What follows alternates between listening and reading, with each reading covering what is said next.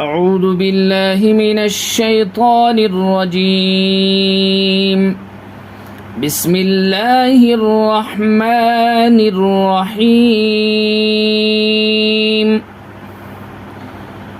وإذ يرفع إبراهيم القواعد من البيت وإسماعيل ربنا تقبل منا إنك أنت السميع العليم ربنا واجعلنا مسلمين لك ومن ذريتنا أمة مسلمة لك وأرنا مناسكنا وتب علينا إنك أنت التواب الرحيم ربنا وابعث فيهم رسولا منهم يتلو عليهم آياتك ويعلمهم الكتاب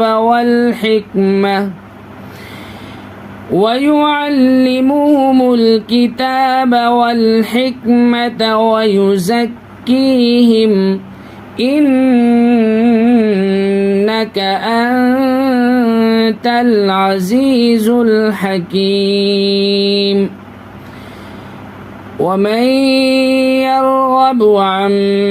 ملة إبراهيم إلا من سفه نفسه ولقد اصطفيناه في الدنيا وإنه في الآخرة لمن الصالحين إذ قال له ربه أسلم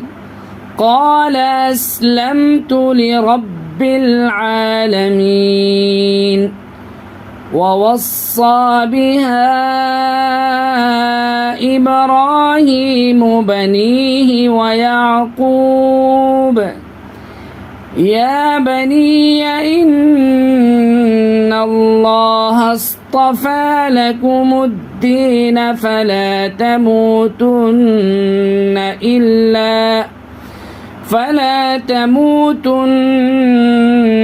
إلا وأنتم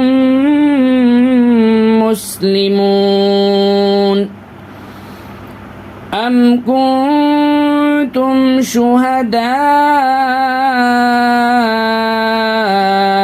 إذ حضر يعقوب الموت إذ قال لبنيه ما تعبدون من بعدي قالوا نعبد إلهك وإله آبائك إبراهيم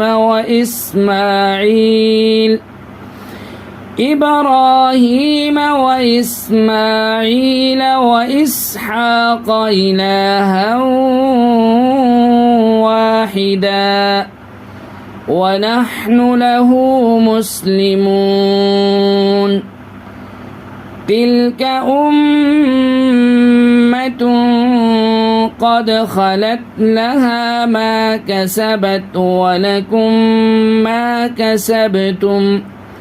ولا تسألون عما كانوا يعملون وقالوا كونوا هودا أو نصارى تهتدوا قل بل ملة إبراهيم حنيفا وما كان من المشركين قولوا آمنا بالله وما أنزل إلينا وما أنزل إلى إبراهيم وما أنزل إلى إبراهيم وإسماعيل وإسحاق ويعقوب والأسباط وما أوتي موسى وعيسى وما أوتي النبيون من ربهم لا نفرق بين أحد منهم ونحن له مسلمون فإن آمنوا بمثل ما آمنتم به فقد اهتدوا وإن تولوا فإنما هم في شقاق فسيكفيكهم